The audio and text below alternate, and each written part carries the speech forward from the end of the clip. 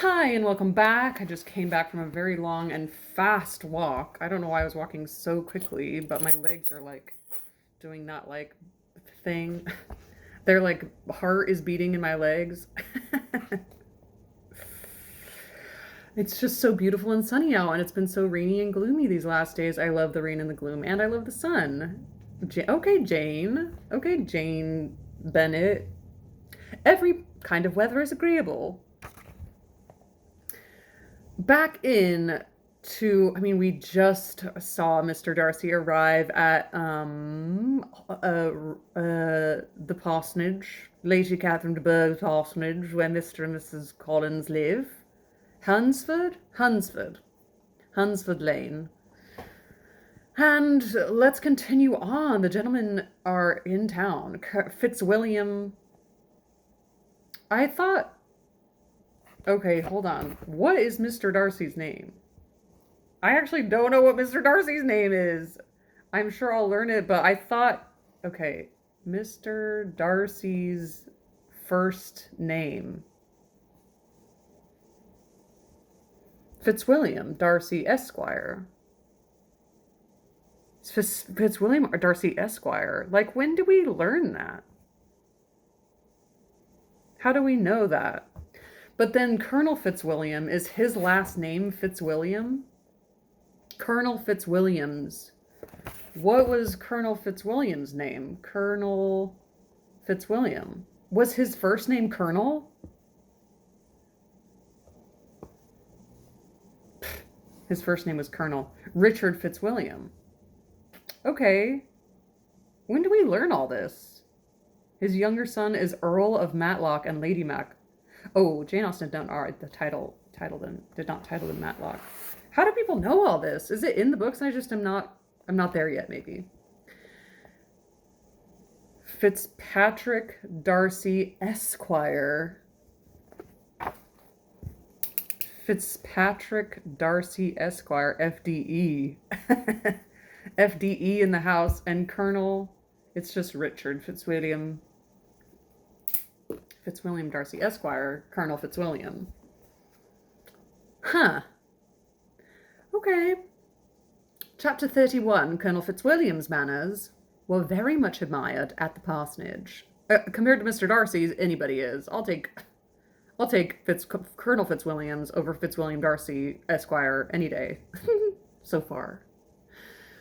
Colonel Fitzwilliam's manners were very much admired at the parsonage, and the ladies all felt that he must add considerably to the pleasures of their engagements at Rosings.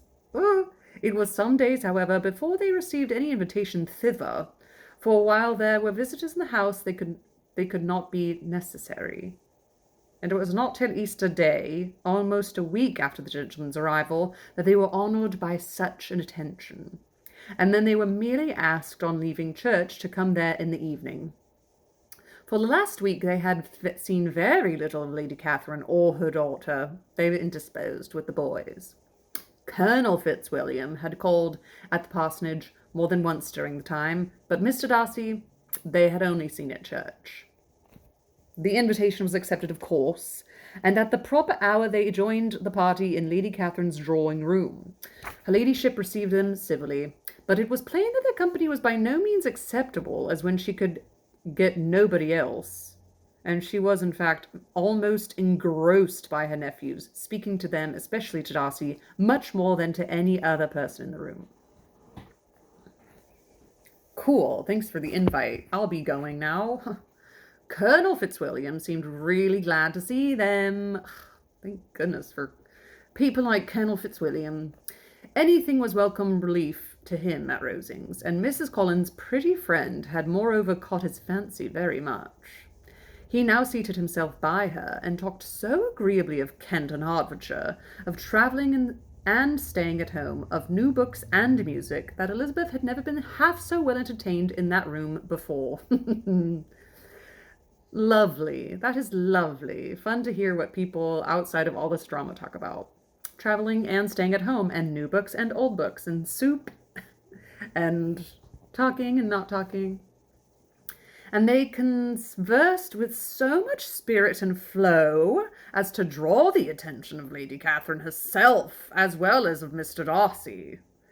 His eyes had been soon and repeatedly turned towards them with a look of curiosity, and that her ladyship after a while shared the feeling was more openly acknowledged, for she did not scruple to call out, "What are you saying, Fitzwilliam? What is it you are talking of? What are you telling Miss Bennet? Let me hear what it is." "We are speaking of music, madam." "How do you know?" Hold on. Madam versus madame? Oh, mom. Oh, madame has an E at the end, madam, and mom. How do you... I remember Russell Brand on something about when addressing the queen, you say, ma'am, like jam, not mom. I had something like that, and now I can't remember. Now I think it is something like that I should be doing here, but I don't know. He just said madame. Feels like there should be apostrophe in the madame. Okay, we are just speaking of music, madame. Madam. No, madame. No, madam, said he, when no longer able to avoid a reply. Of music? Then pray speak aloud. It is of all subjects my delight. I must have my share in the conversation if you're speaking of music. There are few people in England, I suppose, who have more true enjoyment of music than myself, or a better natural taste. If I had ever learnt, I should have been a great proficient, and so had Anne if her health had allowed her to apply. I am confident that she would have performed delightfully. How is Georgiana getting on, Darcy? Mr. Darcy spoke with affectionate praise of his sister's proficiency. I am very glad to hear such a good account of her, said Lady Catherine, and pray tell her from me that she cannot expect to excel if she does not practice a good deal. I assure you, madam, that he replied, that she does not need such advice. She practices very constantly. So much the better. I cannot be done too much, and when I next write to her, I shall charge her not to neglect it on any account. Even though you just told me that she practices all the time, I'm going to still tell her, because I am the one who tells people. Okay. I often tell young ladies that no excellence in music is to be required without constant practice. I have told Miss Bennet several times that she will never play really well unless she practices more, and though Mrs. Collins has no instrument, it is very welcome, as I have often told her, to come to Rosings every day and play on the pianoforte in Mrs. Jenkins' room. She would be in nobody's way, you know, in that part of the house. Mr. Darcy looked a little ashamed of his aunt's ill-breeding, and made no answer. When coffee was over, Colonel Fitzwilliam reminded Elizabeth of having promised to play him, and she sat down directly to the instrument. He drew a chair near her. I really don't like being paraded around in front of people, especially when they're like, Lady Catherine so-and-so, my God. Lady Catherine listened to half a song and then talked, as before, to her other nephew, till the latter walked away from her, and making his usual deliberation towards the pianoforte, stationed himself so as to command a full view of the fair performer's countenance. Look right over my shoulder while I play the pianoforte. It's my favorite thing. Elizabeth saw that what he was doing, and at the first convenient pause, turned to him with an arch smile, and said, You mean to frighten me, Mr. Darcy, by coming in all this state to hear me? I will not be alarmed, though your sister does play so well. There is a stubbornness about me that can never be too frightened at the will of others. My courage always rises at the attempt to intimidate me. Good for her, and good for her for even knowing herself that well and knowing that that's how she is. Good for her. I cannot believe that this was written. You know, human beings we're all going through the same stuff. We're all going through the same stuff. This was written so long ago, and I feel like, yeah, I know somebody like that. I shall not say you are mistaken, he replied, because you could not really believe me to entertain any design of alarming you, and I have had the pleasure of your acquaintance long enough to know that you find great enjoyment in occasionally professing opinions, which in fact are not your own. What do you mean by that? professing opinions which in fact are not your own. What?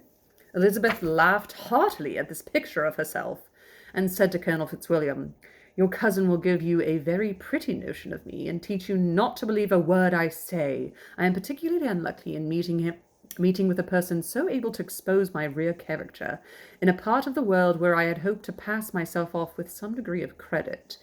Indeed, Mr. Darcy is very ungenerous in you to mention all that you knew to my disadvantage in Hertfordshire, and give me leave to say, very impolitic too, for it is provoking me to retaliate, and such things may come out as will shock your relations to hear." "I am not afraid of you," said he, smiling. "Pray let me hear what you have to accuse him of," cried Colonel Fitzwilliam. "I should like to know how he behaves among strangers."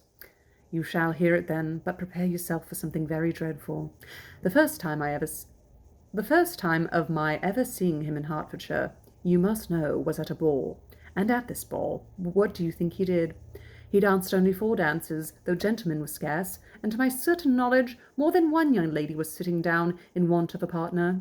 Mr. Darcy, you cannot deny that fact. I had not at the time the honour of knowing any lady in the assembly beyond my own party. True. And nobody can ever be introduced at a ballroom. Well, Colonel Fitzwilliam, what do I play next? My fingers wait your orders." I'm underlying that. That's fun to say. My fingers wait your orders at a piano. "Perhaps," said Mr. Darcy, "I should have judged better had I sought an introduction, but I am ill qualified to recommend myself to strangers." "Shall we ask your cousin the reason of this?" said Elizabeth, still addressing Colonel Fitzwilliam. "Shall we ask him why a man of sense and education, and who has lived in the world, is ill qualified to recommend himself to strangers?" "I can answer your question," said Fitzwilliam, "without applying to him. It is because he will not give himself the trouble." "Sounds snobby to me." "I certainly have not the talent which some people possess," said Darcy, "of conversing easily with those I have never seen before. I cannot catch their tone of conversation, or appear interested in their concerns, as I often see done." "My fingers," said Elizabeth, "do not move over this instrument in the masterly—" Oh, I thought she was still saying, "My fingers await." "My fingers." Okay. "My fingers," said Elizabeth, "do not move over this instrument in the masterly manner which I see so many women's do. They have not the same force or rapidity, and do not produce the same expression. But then I have always supposed it to be my own fault, because I will not take the trouble of practicing. It is not that I do not believe my fingers as capable as any other woman's of superior execution." Darcy smiled and said, "You are perfectly right. You have employed your time much better. No one admitting to the privilege of hearing you can think anything wanting. We neither of us perform to strangers." Is he saying that she's like not even doing so good that he can't, that she's like not performing well in front of strangers? What is he saying? You have employed your time much better. No one admitting to the privilege of hearing you can think anything wanting? What is he on about? Here they were interrupted by Lady Catherine, who called out to know what they were talking of. She's such a nosy Nelly. Elizabeth immediately began playing again. Lady Catherine approached, and after listening for a few minutes said to Darcy, "Miss Bennet would not play at all amiss if she practised more, and could have the advantage of London master. She has a very good notion of fingering, though her taste is not equal to Anne's. Anne would have been a delightful performer had her health allowed her to learn." Elizabeth looked at Darcy to see how cordially he assented to his cousin's praise, but neither, at that moment, nor at any other, could she discern any symptoms of love. And from the whole of his behaviour to Mr. Berg, she derived that this comfort for Miss Bingley, that he might have been just as likely to marry her had she been his relation. Because he's supposed to be marrying Mr. Berg, who is like his cousin, but Miss Bingley's also like, but I'm going to marry him, and he doesn't seem to like either of them. Lady Catherine continued her remarks on Elizabeth's performance, mixing them with many instructions on execution and taste.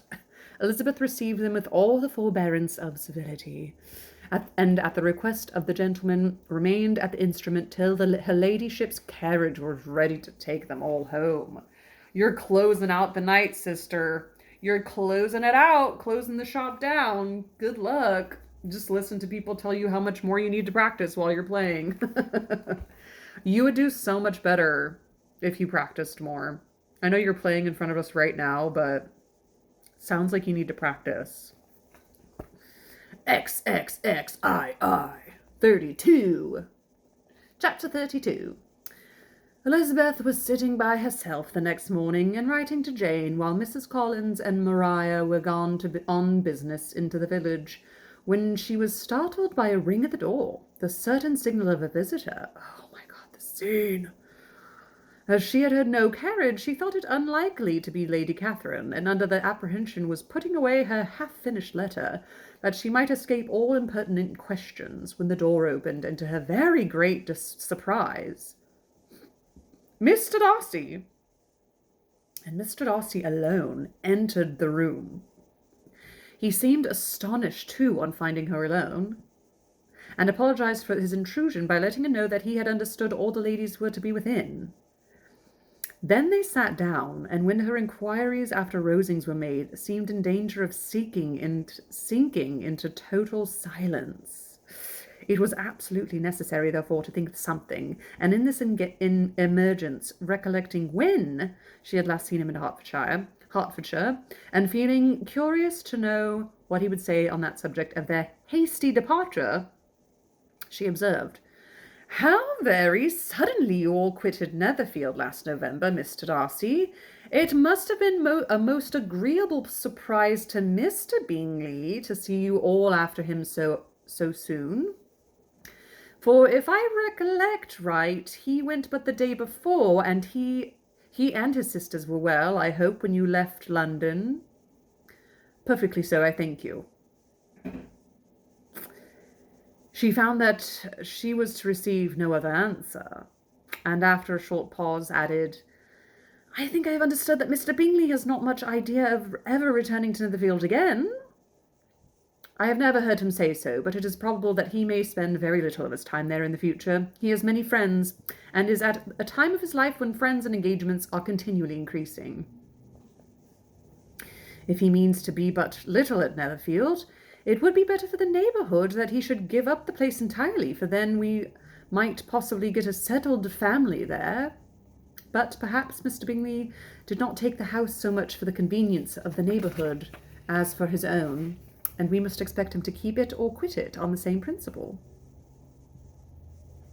"I should not be surprised," said Darcy, "if he were to give it up as soon as any eligible purchase offers." Okay. Elizabeth made no answer. She was afraid of talking longer of his friend, and having nothing else to say, was now determined to leave the trouble of finding a subject to him. He took the hint, and soon began with, "This seems a very comfortable house. Lady Catherine, I believe, did a great deal to it when Mr. Collins first came to Hunsford." "I believe she did, and I am sure she could not have bestowed her kindness on a more grateful object. Mr. Collins appears to be very fortunate in his choice of a wife." "Yes, indeed, his friends may well rejoice in his having met with one of the very few sensible women who would have accepted him, or have made him happy if they had. My friend has an excellent understanding, though I am not certain that I consider her marrying Mr. Collins as the wisest thing she ever did. She seems perfectly happy, however, and in a prudential light. It is certainly a very good match for her." Prudential. Isn't there a life insurance? Sometimes when I see a word, I can only think of the one visual. Yeah, prudential financial. It's got to do with money, of course. Prudential. No. A definition, darling. "No, Google, darling. Definition, please. You mistook me. Involving or showing care and forethought, especially in business." "What? Prudential. And in a prudential light, it is certainly a very good match for her." Huh. Especially in business. It was a good business deal. I see. It was a good business deal for her. I see. It must be a very agreeable for her to be settled within so easy a distance from her own family and friends. An easy distance, do you call it? It's nearly 50 miles. And what is 50 miles of good road? Little more than half a day's journey? Yes, I call it very easy distance. I should have never considered the distance as one of the advantages of the match, cried Elizabeth. I should never have said Mrs. Collins was settled near her family. It is proof of your own attachment to Hertfordshire. Anything beyond the very neighbourhood of Longbourn, I suppose, would appear far. As he spoke, there was a sort of smile which Elizabeth fancied she understood. He must be supposing her to be thinking of Jane and Netherfield, and she blushed as she answered. I do not mean to say that a woman may not be settled too near her family. The far and the near must be relative and depend on many varying circumstances. Where there is fortune to make the expenses of travelling unimportant, distance becomes no evil. If you're really rich, travelling doesn't matter. But that is not the case here. Mr. and Mrs. Collins have a comfortable income, but not such a one as will allow of frequent journeys. If you come down to our level, you can see it from here, what we feel. And I am persuaded my friend would not call herself near her family under less than half the present distance. So, if you want to know. Mr. Darcy drew his chair a little towards her and said, You cannot have a right to such very strong local attachment. You cannot have been always at Longbourn. Elizabeth looked surprised. The gentleman experienced some change of feeling. He drew back his chair, took a newspaper from the table, and glancing over it, said in a colder voice, Are you pleased with Kent? A short dialogue on the subject of the country ensued on either side, calm and concise, and soon put an end to by the entrance of Charlotte and her sister, just returned from her walk. The tete-a-tete surprised them. Mr. Darcy related the mistake which had occasioned his intruding on Miss Bennet, and after sitting a few minutes longer without saying much to anybody, went away. He just went away. That's funny. I'm going to look this up real quick. You cannot... What? You cannot... Where did it go? Have a right to such very strong local... Have a right to such very strong local attachment. What say you, Google, to this? What does he say when he means that? Ooh, this part always confused me, it says. He meant it as a compliment, of course, although Elizabeth doesn't perceive it at the time. He had already fallen in love with her. He was first attracted to her in appearance and began close conversation, so it procured agility to drive financial help. Oh, hold on. I have to, buy something in order to get the rest of that answer. Tumblr? Should we go to Tumblr? Oh. He's very awkwardly trying to figure out how badly Lizzie would want to be away from her embarrassing family. They're both pretty aware of how embarrassing the Bennet clan can be, and at that point, and as Darcy thinks she's different and is willing to set aside the rest of the passel of morons to make her an offer in the very near future, he presumes she must be excruciatingly aware of her low connections and humiliating immediate relatives. Which she is, but Darcy fails to understand that pointing out that particular bit of obviousness is not a great selling point if he wants to be her husband. Wow, I never even thought of that. Oh, interesting. He's like, how far away could you possibly, what's a far distance to you? Whoa. Very strong local attachment. How attached are you to your home? Whoa. I wouldn't go so far as to say he's joking about it, because if he's in such a state of emotional torque that he's gone full tunnel vision and is caught up trying to find the fastest, easiest route to get Miss Elizabeth to accept his hand in marriage. So there's an outside chance that she maybe really loves being with her family much more than he expected, even though they're terrible and horrible. Whoa, okay, I'm glad I looked that up, because it feels important, but again, I just don't know how to analyze things. The language is so huh? Oh my gosh. After a few minutes longer, without saying anything to anybody, he went away. What can be the meaning of this? Said Charlotte as soon as he was gone. My dear Liza, he must be in love with you, or he would never have called us in this familiar way. But when Elizabeth told us of his silence, it did not seem... Okay. But when Elizabeth told of his silence, it did not seem very likely, even to Charlotte's wishes, to be the case, and after various conjectures, they could at least only suppose his visit to proceed from the difficulty of finding anything to do, which was the more probable from the time of year. All field sports were over. Football season's over. Baseball season's about to start. Soccer's kind of always going on, but it's kind of too sloshy to play. Within doors there was Lady Catherine, books, and a billiard table. But gentlemen cannot always be within doors, and in the nearness of the parsonage, or the pleasantness of the walk to it, or of the people who lived in it, the two cousins found a temptation from this period of walking thither almost every day. I love that word, thither. They called it various times of the morning, sometimes separately, sometimes together, and now then accompanied by their aunt. It was plain to them all that Colonel Fitzwilliam came because he had the pleasure of their society, a persuasion which, of course, recommended him still more, and Elizabeth was reminded by her own satisfaction in being with him, as well as by his evident admiration of her former favourite George Wickham, and though in comparing them she saw there was less captivating softness in Colonel Fitzwilliam's manners, she believed he might have the best informed mind. But why Mr. Darcy came so often to the parsonage, it was more difficult to understand. It could not be for society, as he frequently sat there 10 minutes together without opening his lips. And when he did speak, it seemed the effect of necessity rather than of choice, a sacrifice to propriety, not a pleasure to himself. He seldom appeared really animated.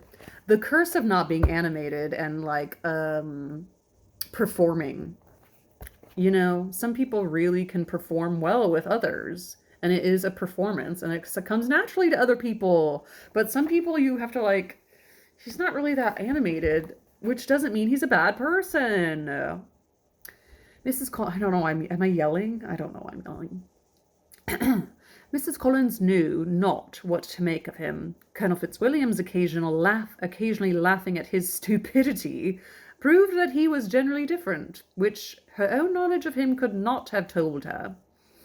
And as she would like to have believed this changed the effect of love, and the object of that love, her friend Eliza, she set herself seriously to work to find it out. She watched him whenever they were at Rosings, and whenever he came to Hunsford, but without much success. He certainly looked at her friend a great deal, but the expression of that look was disputable. It was an earnest, steadfast gaze, but she often doubted whether there were much admiration in it, and sometimes it seemed nothing but absence of mind. He's being like Jane. He looks like what he thought Jane was doing to Mr. Bingley. And he's shy too. And he wants Mr. Bingley to be with somebody better? Wow. I must say. She had once or twice suggested to Elizabeth the possibility of his being partial to her, but Elizabeth always laughed at the idea, and Mrs. Collins did not think it right to press the subject from the danger of raising expectations, which might only end up in disappointment. For in her opinion it admitted not of a doubt that all her friends' dislike would vanish if she could suppose him to be in her power. In her kind schemes for Elizabeth, she sometimes planned her marrying Colonel Fitzwilliam. He was beyond comparison the most pleasant man. He certainly admired her, and his situation in life was most eligible. But to counterbalance these advantages, Mr. Darcy had considerable patronage in the church, and his cousin could have none at all. Considerable patronage in the church, and his cousin could have none at all. Oh, So that is the end of that chapter. In the middle of some juicy stuff, and we'll be back with chapter 33. We being me and my producer and my editor, which is me also. Thank you to them and all my parts. We all thank you for being here and listening to me read. And it's quite a delight for me to read out loud. I do enjoy it dearly. Happy reading and ta-ta!